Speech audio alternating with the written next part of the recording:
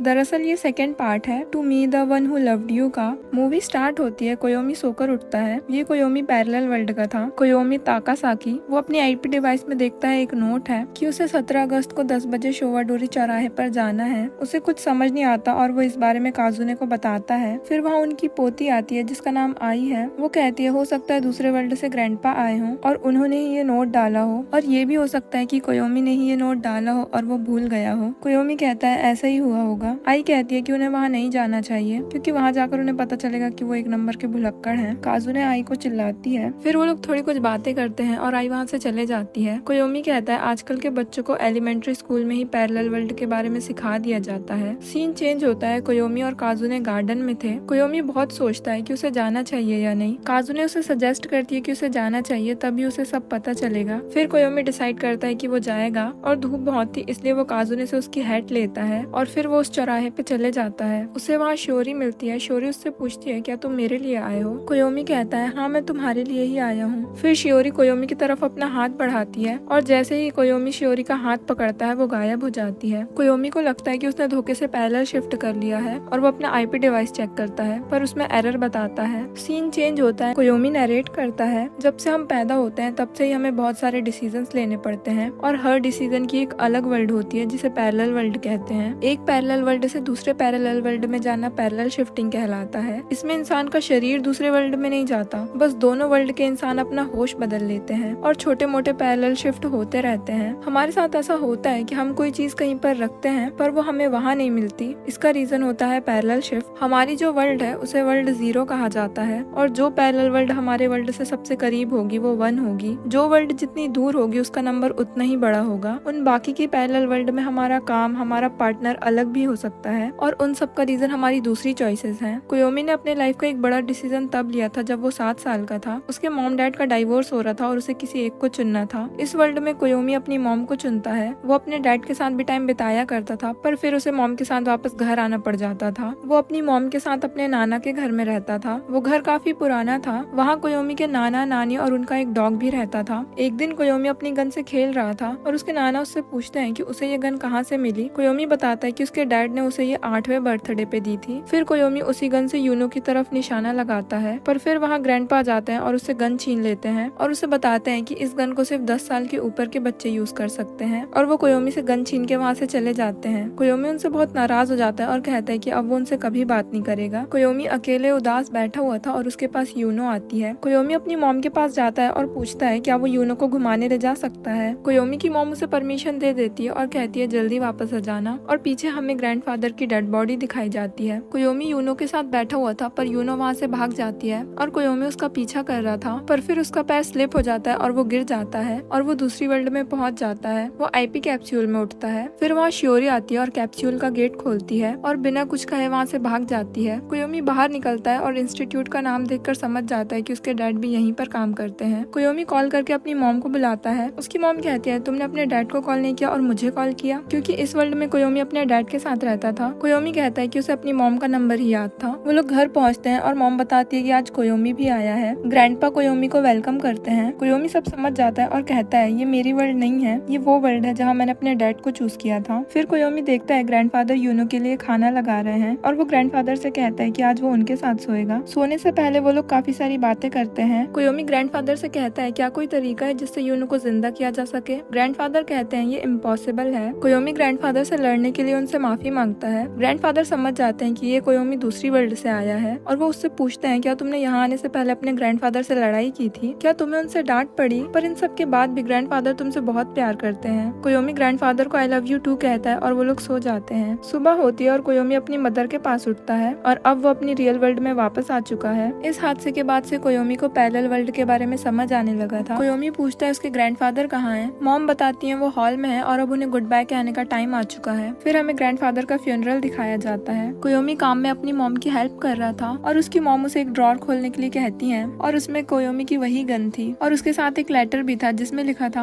Happy birthday कोयोमी, इसे जानवरों और इंसानों पर मत चलाना। कोयोमी नरेट करता है कि उसके father imaginary science research institute में काम करते हैं। वो अपनी एक कलीग के साथ रिसर्च करते हैं और अब कोयोमी ने हाई स्कूल ज्वाइन कर लिया है। उसके ज्यादा दोस्त नहीं थे पर अब वो दोस्त बनाना चाहता है। एंट्रेंस एग्जाम में कोयोमी के सबसे ज्यादा मार्क्स आए थे और इसलिए उसे स्टेज पे स्पीच देना था, पर वो साफ मना कर देता है, जिसकी वजह से उसकी जगह काजुने को स्पीच देना पड़ा। कोयोमी दोस्त बनाना चाहता था पर वो कोई दोस्त नहीं बना पाया और वो मिडिल स्कूल की तरह हाई स्कूल में भी अकेला ही था। एक दिन कोयोमी क्लास से बाहर जा रहा था और काजुने उसे रोक लेती है और कहती है तुम मुझे इग्नोर क्यों कर रहे हो। कोयोमी कंफ्यूज्ड था। काजुने कहती है मैं तुम पे गुस्सा नहीं हूँ, पर अगर तुम्हें सॉरी बोलना है तो मैं सुन लूंगी। फिर वो कोयोमी का हाथ पकड़ती है और उसे अपने साथ ले जाने लगती है। काजुने कहती है काफी टाइम से तुम बहुत अजीब बिहेव कर रहे हो, तुम्हें हो क्या गया है। फिर वो अपना आईपी डिवाइस चेक करती है और कोयोमी का हाथ छोड़ देती है और उसे सॉरी बोल के वहाँ से चले जाती है। घर जाते टाइम काजुने कोयोमी के पास आती है और कहती है मुझे तुमसे कुछ बात करनी है, मैं तुम्हें सब समझा दूंगी, मेरे साथ चलो। काजुने कोयोमी को कैरियोके में लाती है। वो लोग कैरियोके में होते हैं। काजुने कोयोमी से पूछती है क्या तुम्हें आईपी डिवाइस के बारे में पता है। कोयोमी बताता है आईपी डिवाइस से हम ये देख सकते हैं कि हम कौन सी पैरेलल वर्ल्ड में हैं, पर ये अभी तक पूरे तरीके से बनी नहीं है और रिसर्चर्स इस पे काम कर रहे हैं। काजुने कहती है उन्हीं में से एक रिसर्चर मेरे डैड भी हैं। कोयोमी कहता है मेरे डैड भी हैं। काजुने कहती है तुम्हारे पास उतना ही नॉलेज है जितना नॉलेज मेरे वर्ल्ड के कोयोमी के पास है। कोयोमी कहता है तुम्हारी वर्ल्ड। काजुने कोयोमी को अपनी आईपी डिवाइस दिखाती है जिसमें 85 लिखा हुआ था, जिसका मतलब काजुने जिस वर्ल्ड से आई है वो 85 नंबर दूर है। फिर काजुने बताती है कि उसकी वर्ल्ड में कोयोमी उसका बॉयफ्रेंड है। कोयोमी को ये सुन के थोड़ा शॉक लगता है। काजुने कहती है तुम मेरे कोयोमी से बहुत अलग हो। एक बार जब एक डॉग मेरे ऊपर हमला करने वाला था तब तुमने मुझे बचाया था। कोयोमी कहता है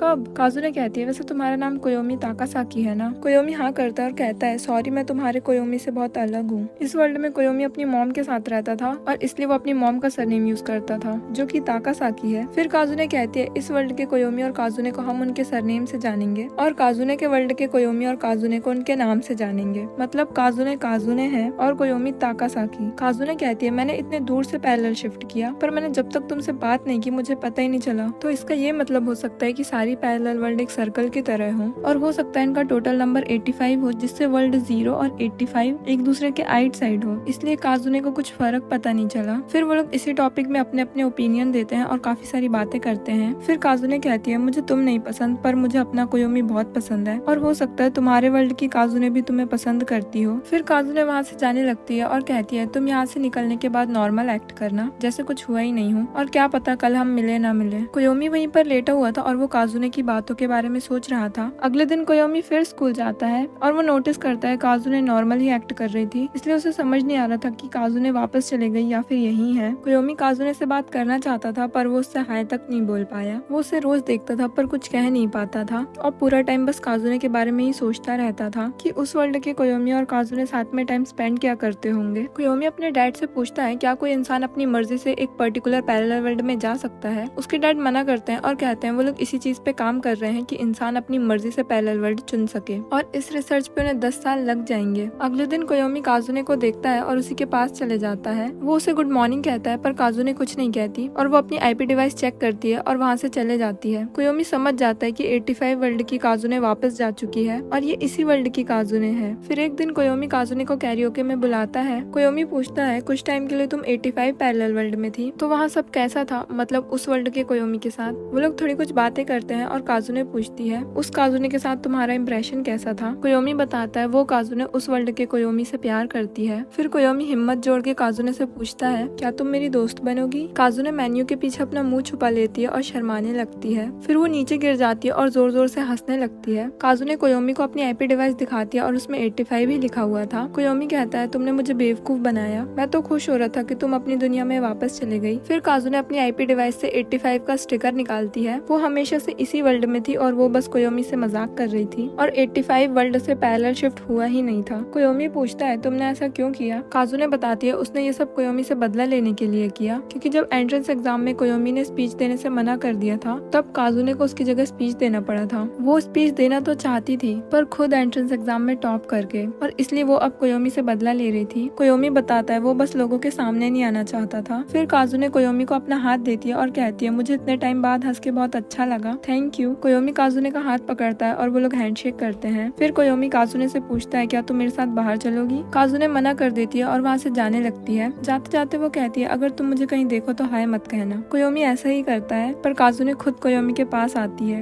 अपने डाउट्स क्लियर करने क्योंकि कोयोमी क्लास का टॉपर था और ऐसे ही वो दोनों की बातचीत दोबारा स्टार्ट हो गई। काजुने कोयोमी से अपने डाउट्स क्लियर किया करती थी। वो लोग लंच में और स्कूल के बाद साथ में पढ़ाई किया करते थे। स्टार्टिंग में कोयोमी को अजीब लग रहा था पर धीरे धीरे उसे भी काजुने के साथ मजा आने लगा था। दोनों क्लास के टॉपर को साथ में पढ़ता देख और भी लोग उन दोनों के पास आने लगे अपना डाउट्स क्लियर करने और उसी की वजह से कोयोमी के दोस्त भी बने। वो लोग साथ में घूमा फिरा करते थे, साथ में खाया पिया करते थे और बहुत सारा टाइम स्पेंड करते थे। और जब उनका हाई स्कूल खत्म हुआ तो कोयोमी ने अपने दोस्तों के कहने पर काजुने से अपनी फीलिंग्स कन्फेस कर दी पर काजुने ने उसे साफ मना कर दिया। कोयोमी के दोस्त भी ये सब सुन रहे थे और वो लोग उस पर हंस रहे थे। कोयोमी ने यूनिवर्सिटी में भी काजुने के साथ ही एडमिशन लिया। वो लोग साथ में ही पढ़ाई किया करते थे और इस बार काजुने कोयोमी से बाहर चलने के लिए पूछती है और फिर धीरे धीरे वो लोग की बॉन्डिंग और स्ट्रॉन्ग होने लगी। वो लोग बहुत सारा टाइम एक दूसरे के साथ ही बिताया करते थे। कोयोमी को तो कई बार ये भी नहीं पता होता था कि काजुने उस पर गुस्सा क्यों है। अब उन दोनों की ग्रेजुएशन भी कंप्लीट हो चुकी थी और कोयोमी नोटिस करता है काजुने ने अपनी हेयर स्टाइल चेंज कर दी है। ग्रेजुएशन के बाद वो दोनों कोयोमी के डैड का इंस्टीट्यूट ज्वाइन कर लेते हैं जहाँ कोयोमी के डैड डेप्यूटी डायरेक्टर हैं। कोयोमी के डैड उन्हें बताते हैं कि आईपी डिवाइस लगभग पूरा हो चुका है पर ये कभी कभी काम करना बंद कर देता है और इसी प्रॉब्लम पे काम करने के लिए एक टीम बनाई गई थी जिसमें कोयोमी और काजुने भी थे। उन्हें जब भी कोई आइडिया आता था तो वो अपने कपड़ों में ही नोट्स बना लेते थे और घर जाकर उन्हीं चीजों पर और रिसर्च करते थे। कोयोमी और काजुने की वजह से आईपी डिवाइस में बहुत सुधार आए और उन्होंने पैरेलल शिफ्ट के बारे में और भी चीजें डिस्कवर की। और फिर एक दिन कोयोमी काजुने को शादी के लिए प्रपोज कर देता है और फिर वो लोग काफी सारी बातें करते हैं। काजुने कहती है तो क्या तुम ताकासाकी को इतना पसंद करते हो। कोयोमी कहता है तुम्हारा मतलब क्या है। फिर कोयोमी की नजर काजुने की आईपी डिवाइस पे पड़ती है। उसमें 2 शो हो रहा था फिर वो 0 हो जाता है। कोयोमी बैठा हुआ था और वो सोच रहा था जिसने वो रिंग एक्सेप्ट की वो इसी वर्ल्ड की काजुने थी या कोई और काजुने थी। फिर कोयोमी को कोई बुलाता है और वो अपनी आईपी डिवाइस वहीं छोड़कर चले जाता है। फिर हमें कोयोमी और काजुने की शादी दिखाई जाती है। कोयोमी सोच रहा था वो किस काजुने से शादी कर रहा है। सीन चेंज होता है। काजुने अपने बेटे के साथ बैठी हुई थी जिसका नाम रियो है। वो ड्राइंग कर रहा था और काजुने उससे पूछती है वो क्या बना रहा है। रियो कहता है ये एक सीक्रेट जगह है जहाँ वो अपने डैड के साथ गया था। फिर वहाँ कोयोमी आता है और कहता है अब उनके बाहर जाने का टाइम हो गया है। वो लोग बाहर घूमने जाते हैं। कोयोमी एक लाइन में लगा हुआ था और वो काजुने से कह रहा था उसे आने में टाइम लग जाएगा क्योंकि लाइन बहुत लंबी है। फिर कोयोमी को फोन में किसी इंसान के चिल्लाने की आवाज आती है और वो भागकर देखने जाता है है। एक आदमी हाथ में चाकू लेकर पागलों की तरह घूम रहा था। रियो भी काजुने के पास नहीं था और काजुने रियो को ढूंढ रही थी। वो आदमी रियो की तरफ ही जा रहा था और कोयोमी ये देख लेता है और उस आदमी को रोकने की कोशिश करता है, पर वो कोयोमी से खुद को छिड़ा के रियो की तरफ जाता है और उसे चाकू मार के वहाँ से भाग जाता है। अगले सीन में हम देखते हैं रियो अपने रूम में सोया हुआ था और वहाँ कोयोमी आता है। उसके पीछे काजुने भी आती है। वो पूछती है क्या हुआ। कोयोमी कहता है उसने बस एक बुरा सपना देखा। काजुने कहती है मैं खुश हूँ कि रियो ठीक है और तुमने सही समय पे आकर उस आदमी को गिरा दिया और रियो को बचा लिया। वो लोग कुछ इमोशनल बातें करते हैं और काजुने कोयोमी को हक कर लेती है। अगले दिन वो तीनों ब्रेकफास्ट कर रहे होते हैं। कोयोमी कहता है कि अब उन्हें अपनी नॉर्मल लाइफ में वापस आ जाना चाहिए और वो सोच रहा है कि उन्हें अगले हफ्ते से रियो का स्कूल स्टार्ट कर देना चाहिए। रियो भी स्कूल जाने के लिए एक्साइटेड था। काजुने मना करती है और कहती है अगर उसे फिर से कुछ हो गया तो। फिर हम देखते हैं रियो इस चीज से खेल रहा था। फिर वहाँ कोयोमी आता है और कहता है वो काम पे जा रहा है तो आते टाइम उसे किसी के लिए कुछ लाना तो नहीं है। काजुने मना कर देती है और रियो कहता है क्या वो इस चीज से बाहर खेल सकता है, पर कोयोमी उसे मना कर देता है। कोयोमी अपने डैड के साथ होता है और उसके डैड रियो और काजुने के बारे में पूछ रहे थे। फिर वहाँ एक आदमी आता है और कोयोमी के डैड को बुलाता है। वो आदमी बताता है उन्हें एक इमरजेंसी मैसेज मिला है इमेजिनरी साइंस एजेंसी से। वो दोनों बातें करते हुए वहाँ से चले जाते हैं। कोयोमी अपनी आईपी डिवाइस में देखता है और वो सोचता है कि उसे घर चले जाना चाहिए। कोयोमी घर जाने से पहले अपने डैड को बताते हुए जाता है, पर उसके डैड उसे रोक लेते हैं और कहते हैं काजुने ने बिना परमिशन के ऑप्शनल शिफ्ट किया है। ये सुनकर कोयोमी भागकर सीधा घर जाता है। ऑप्शनल शिफ्ट मतलब जब हम अपनी मर्जी से पैरेलल वर्ल्ड चुने और उसमें जाएं। इसमें किसी भी दुर्घटना के होने का बहुत ज्यादा खतरा होता है, जैसा शियोरी के साथ हुआ था। कोयोमी घर पहुंचता है और वो पूरे घर में देखता है पर उसे वहाँ कोई नहीं मिलता। कोयोमी देखता है काजुने ने अपनी आईपी डिवाइस भी घर में ही छोड़ दी है। फिर कोयोमी कैमरे चेक करता है और देखता है रियो और काजुने कहीं जा रहे हैं और काजुने के बैग में एक बुक भी है। कोयोमी समझ जाता है वो दोनों कहाँ गए होंगे और वो उन्हें ढूंढने चले जाता है और कोयोमी को वो दोनों मिल भी जाते हैं। रियो ड्राइंग कर रहा था और काजुने उसी के पास खड़ी थी। कोयोमी रियो को बुलाता है पर काजुने उसे नहीं जाने देती। कोयोमी काजुने के पास जाता है और कहता है अगर तुम आईपी डिवाइस निकाल दोगी तो क्या मुझे पता नहीं चलेगा कि तुम दूसरी वर्ल्ड से आई हो। फिर वो काजुने को आईपी डिवाइस पहनाता है और उस पे 14 नंबर शो हो रहा था। ये काजुने उस वर्ल्ड से आई थी जिस वर्ल्ड में रियो मर चुका था। वो इस वर्ल्ड में सिर्फ रियो के लिए आई है। कोयोमी काजुने को इंस्टीट्यूट चलने के लिए कहता है पर काजुने मना कर देती है और कहती है अब वो रियो को कभी अकेला नहीं छोड़ेगी। कोयोमी उसे समझाता है कि ये उसके वर्ल्ड का रियो नहीं है। रियो काजुने से पूछता है मम्मा कहाँ है। काजुने रियो को नीचे उतार देती है और कहती है तुम मेरे रियो नहीं हो, मेरा रियो मर चुका है, मैं उसे नहीं बचा पाई, मुझे माफ कर दो रियो, मैं तुम्हें प्रोटेक्ट नहीं कर पाई। इतना कह के काजुने वहीं पर रोने लगती है। कोयोमी काजुने के पास जाता है और काजुने कहती है कोयोमी भी यही सोचता होगा कि मैंने उसे मार दिया। कोयोमी कहता है वो ऐसा नहीं सोचेगा, मैं तुम्हें प्रॉमिस करता हूँ उस वर्ल्ड में मैं तुम्हारा इंतजार कर रहा हूँ कि तुम वापस आओगी। फिर रियो उन्हें एक नजारा दिखाता है जो कि बहुत खूबसूरत था और ये वही जगह थी जो रियो अपनी ड्राइंग में बना रहा था। सीन चेंज होता है, सभी लोग इंस्टीट्यूट में होते हैं और काजुने कैप्सूल के अंदर थी। वहाँ के सभी लोग काजुने को वापस भेजने की तैयारी कर रहे थे। इतने में रियो भागकर आता है और उसकी पेंटिंग कंप्लीट हो चुकी थी। वो ये पेंटिंग काजुने को देता है। काजुने रियो को थैंक यू कहती है और उसे हक कर लेती है। फिर काजुने कैप्सूल में लेट जाती है और उसे वापस भेजने की प्रोसेस शुरू करते हैं। थोड़ी देर बाद प्रोसेस खत्म हो जाती है और काजुने अपनी असली दुनिया में पहुंच गई थी। काजुने, कोयोमी और रियो अपने घर जा रहे थे। कोयोमी कहता है पहले के टाइम पे आईपी कैप्सूल को सिर्फ बाहर से ही ऑपरेट किया जा सकता था और मुझे पूरा यकीन है कि 13 वर्ल्ड की काजुने को यहाँ भेजने में 13 वर्ल्ड के कोयोमी का भी हाथ है और हो सकता है इस घटना के बाद उन्हें इंस्टीट्यूट से निकाल दिया गया हो। रियो और अपनी रिसर्च दोनों को खोने के बाद उन्होंने जीने की वजह ढूंढ ही ली होगी। कोयोमी काजुने की तरफ देखते हुए सोचता है आइडेंटिटी बिखरने की वजह से ये इंसान अब जीरो नहीं है। उसकी दुनिया बट गई और जब वो वापस आई तब वो भी 2 इंसानों में बट गई, पर संख्यात्मक रूप से वो जीरो ही है और वर्ल्ड जीरो के सबसे ज्यादा करीब यही थी, पर इसकी नजरों में मैं और रियो जीरो नहीं है। फिर कोयोमी काजुने से कहता है बहुत समय पहले मुझे किसी ने संभावनाओं के बारे में समझाया था, पर उस वक्त मैं छोटा था और मुझे कुछ समझ नहीं आ रहा था। वो दोनों थोड़ी कुछ बातें करते हैं और कोयोमी कहता है मुझे संभावनाएं पसंद है। काजुने को अच्छे से समझ नहीं आता और कोयोमी उसे समझाता है और कहता है मैं चाहता हूँ कि मेरा प्यार लोगों की संभावनाओं को भी शामिल करे, जिसमें सुख और दुख दोनों की संभावनाएं शामिल हों। फिर कोयोमी उसे एक एग्जाम्पल देता है कि 100 दुनिया है जिसमें 100 तुम हो और 100 मैं हूँ, तो मैं तुम्हें हर दुनिया में प्यार करूंगा चाहे हमारी जिंदगी कैसी भी हो। फिर वो दोनों किस करते हैं और काजुने कहती है मैं भी तुम्हें हर दुनिया में प्यार करूंगी। सीन शिफ्ट होता है और फिर हमें रियो की शादी दिखाई जाती है। फिर रियो की एक बेटी होती है। कोयोमी और काजुने अब ग्रैंड पेरेंट्स बन चुके हैं। उनकी पोती आई अब 10 साल की हो चुकी है। कोयोमी की तबीयत अब खराब रहने लगी थी और डॉक्टर्स ने उसे कह दिया था कि वो ज्यादा दिन का मेहमान नहीं है। एक दिन काजुने टेबल पर ही सो गई थी और उसकी अचानक से नींद खुलती है। उसे उस टेबल पे एक लेटर मिलता है जिसे शियोरी वाली वर्ल्ड की काजुने ने लिखा था। वो ऑप्शनल शिफ्ट की मदद से यहाँ आई थी और लेटर लिख के चले गई। वो इन सब चीजों के लिए उससे माफी मांगती है और कहती है मुझे तुम्हारी मदद की जरूरत जरूरत है और इसके लिए तुम्हें मेरी पूरी कहानी जाननी होगी। वो बताती है कि उसने कोयोमी से शादी नहीं की और इतने दिनों तक वो दोनों बस रिसर्च पार्टनर की तरह रहे। इन दोनों काजुने की दुनिया के अलग होने का सबसे बड़ा रीजन है कोयोमी ने दोनों दुनिया में अपने अलग अलग पेरेंट को चुना। काजुने कोयोमी से हाई स्कूल में मिली थी। कोयोमी किसी से बात नहीं करता था पर फिर भी वो टॉपर था और काजुने उसे अपने दुश्मन की तरह देखती थी। यहाँ हमें फर्स्ट मूवी का सीन ही दिखाया जाता है कि कैसे कोयोमी ने काजुने को टाइम शिफ्ट के बारे में बताया शियोरी को बचाने के लिए। शियोरी उस वर्ल्ड के कोयोमी का बचपन का प्यार है। काजुने लेटर के थ्रू दूसरी काजुने को शियोरी के बारे में सब बता देती है कि शियोरी के साथ एक एक्सीडेंट हुआ था जिसकी वजह से वो भूत बन गई और सिर्फ शियोरी को बचाने के लिए कोयोमी ने ये रिसर्च कंटिन्यू की। वो इतना पागल हो गया था कि वो टाइम ट्रेवल तक पहुंच गया, फिजिकली नहीं पर एक इमेजिनरी वर्ल्ड में। कोयोमी और काजुने ने बहुत साल बिताए टाइम शिफ्ट की रिसर्च पे और फाइनली उन्हें एक रास्ता मिल भी गया, पर उससे कोयोमी कोमा में चले जाएगा और इस चीज से सिर्फ काजुने को तकलीफ होनी थी पर वो ऐसा दिखाते थे कि उसे कोई फर्क नहीं पड़ता। उन्हें फाइनली टाइम शिफ्ट के लिए एक वर्ल्ड मिल गई और वो वर्ल्ड है इस काजुने की। फिर हमें वही सीन दिखाया जाता है जिसमें कोयोमी शियोरी से आखिरी बार मिला था। वो लोग कुछ बातें करते हैं और कोयोमी शियोरी को अलविदा कहता है। लेटर में आगे लिखा था कोयोमी ने कल ही टाइम शिफ्ट किया है और हमारी वर्ल्ड में सभी को यही लगता है कि कोयोमी एक एक्सपेरिमेंट के दौरान कोमा में चला गया, पर सिर्फ मैं ही जानती हूँ कि वो तुम्हारी दुनिया में गया है जहाँ वो और शियोरी कभी मिले ही नहीं और शियोरी का एक्सीडेंट कभी नहीं हुआ। वो अभी जिंदा है और वो और कोयोमी एक दूसरे को नहीं जानते और इस तरह से कोयोमी ने शियोरी को बचा लिया। कोयोमी ने शियोरी से वादा किया था कि जब इस वर्ल्ड में उसकी जिंदगी खत्म हो जाएगी तब वो अगली वर्ल्ड में शियोरी से मिलने जरूर जाएगा और काजुने चाहती है कि कोयोमी वो प्रॉमिस पूरा करे। इसलिए काजुने जब आई थी तब उसने कोयोमी के आईपी डिवाइस में वो शेड्यूल डाला था। काजुने इस वर्ल्ड की काजुने से रिक्वेस्ट करती है कि तुम कोयोमी को उस चौराहे पे जरूर भेज देना। लेटर में आगे लिखा था मैं अपने वर्ल्ड के कोयोमी से बहुत प्यार करती हूँ, मैं कोयोमी हिडाका से प्यार करती हूँ। हाँ पर हमारा कोई रोमांटिक रिलेशनशिप था नहीं और ना ही हमने शादी की और मैं अपनी पूरी जिंदगी बस कोयोमी से ही प्यार करूंगी। इसलिए मेरी रिक्वेस्ट है तुम कोयोमी को उस चौराहे पे भेज देना अपने बचपन के प्यार से मिलने। सुख और दुख हर चीज का एक अंत होता है पर हम जिस भी वर्ल्ड में पैदा होते हैं, मिलते हैं, जीते हैं, मरते हैं, हर चीज का एक मतलब होता है। काजुने लेटर पढ़ने के बाद रो देती है। फिर हमें दिखाया जाता है काजुने कोयोमी को उस चौराहे पर भेज देती है। कोयोमी उस चौराहे पर जाता है पर उसे वहाँ कोई नहीं मिलता। वो अपनी आईपी डिवाइस चेक करता है पर उसमें एरर दिखा रहा था। कोयोमी वहाँ से जाने लगता है और वो पूरा टाइम बस शियोरी के बारे में ही सोच रहा था। फिर वो एक पेड़ के नीचे रुकता है। फिर उसके दिल में अचानक से दर्द उठता है और वो जेब से अपनी दवाइयाँ निकालता है पर उसकी दवाइयाँ नीचे गिर जाती है। कोयोमी उन्हें उठाने की कोशिश करता है पर उससे नहीं हो रहा था और मदद के लिए भी आसपास कोई नहीं था। फिर वहाँ एक औरत आती है और कोयोमी को दवाइयाँ उठा कर देती है। कोयोमी दवाई लेता है और थोड़ी देर बाद वो बेटर फील कर रहा था। कोयोमी को होश आता है और वो उस औरत को थैंक्स करता है। फिर कोयोमी उससे उसका नाम पूछता है पर वो औरत कहती है ये कोई बड़ी बात नहीं है, आप इसकी फिक्र मत करो। और यहाँ हमें पता चलता है ये औरत शियोरी ही है। इस बात से कोयोमी को कुछ समझ नहीं आता। शियोरी कहती है कुछ नहीं, ये बस मेरे बकेट लिस्ट में था। फिर शियोरी कोयोमी को उसकी हैट उठा कर देती है। कोयोमी कहता है मुझे लगता है कि हम पहले भी कहीं मिले हैं। शियोरी कोयोमी से उसका नाम पूछती है। कोयोमी बताता है उसका नाम कोयोमी ताकासाकी है। कोयोमी का सरनेम इस वर्ल्ड में ताकासाकी है क्योंकि वो अपनी मॉम के साथ रहता था और वो अपनी मॉम का सरनेम ही यूज करता था। उस वर्ल्ड में कोयोमी अपने डैड के साथ रहता था और वो अपने डैड का सरनेम यूज करता था। शियोरी थोड़ा सोचती है और कहती है कि उसे नहीं लगता कि वो कोयोमी को जानती है। कोयोमी कहता है हो सकता है हम पैरेलल वर्ल्ड में मिले हों। वो लोग थोड़ी कुछ बातें करते हैं और कोयोमी पूछता है क्या तुम अपनी लाइफ में खुश हो। शियोरी कहती है वो अपनी लाइफ में बहुत ज्यादा खुश है। कोयोमी कहता है ये जानकर खुशी हुई। फिर वो दोनों एक दूसरे को गुड बाय बोलते हैं और शियोरी वहाँ से चले जाती है। सीन चेंज होता है। काजुने गेट पर कोयोमी का वेट कर रही थी। कोयोमी आता है और कहता है वैसे तुम हो कौन, मेरी आईपी डिवाइस में एरर दिखा रहा है, मुझे नहीं पता मैं अभी कहाँ हूँ। काजुने कहती है बकवास बातें मत करो। कोयोमी उससे माफी मांगता है और कहता है हो सकता है आईपी डिवाइस में ही कोई प्रॉब्लम हो। काजुने पूछती है तुम्हारा अपॉइंटमेंट कैसा रहा। कोयोमी बताता है वहाँ कोई नहीं आया था पर उसने एक अनजान आदमी से मुलाकात की। काजुने पूछती है क्या वो कोई तुम्हारा पुराना दोस्त था। कोयोमी कहता है मैं उसे नहीं जानता पर उसने कहा कि वो अपनी लाइफ में खुश है और इस चीज से मुझे भी खुशी हुई। मैंने दूसरे की खुशी में खुशी को पाई क्योंकि मैंने खुद से खुशी को जाना है। काजुने उसकी बातें सुन रही थी। कोयोमी आगे कहता है मेरी जिंदगी खुशहाल है क्योंकि मेरी जिंदगी में तुम हो काजुने। काजुने कहती है तुम अपनी वर्ल्ड जीरो की काजुने को कहना। कोयोमी कहता है वो उससे भी कहेगा और वो ये बात हर काजुने से कहना चाहता है। फिर वो अपने मन में कहता है जिस भी कोयोमी ने काजुने से प्यार नहीं किया क्योंकि वो किसी और से प्यार करते थे उसके लिए थैंक यू जिससे कोयोमी को काजुने को प्यार करने का मौका मिला। आई कोयोमी को वेलकम करती है। कोयोमी कहता है जब से मैं गया हूँ तब से तुम पढ़ाई नहीं कर रही थी। आई कहती है कि मुझे आपकी चिंता हो रही थी। कोयोमी आगे कहता है कि अगर काजुने के अलावा भी दूसरी वर्ल्ड में कोयोमी को किसी और ने प्यार किया तो वो चाहता है कि वो लोग हमेशा खुश रहें, अपनी दुनिया में खुशियाँ कहीं ना कहीं ढूंढ ही लें। और मूवी यहीं पर एंड हो जाती है। कमेंट सेक्शन में अपना रिव्यू जरूर दें। अगर आपको किसी एनीमे या मूवी का एक्सप्लेनेशन चाहिए तो आप उसके लिए कमेंट कर सकते हैं। Don't forget to subscribe. मिलते हैं अगले वीडियो में, तब तक के लिए सायोनारा।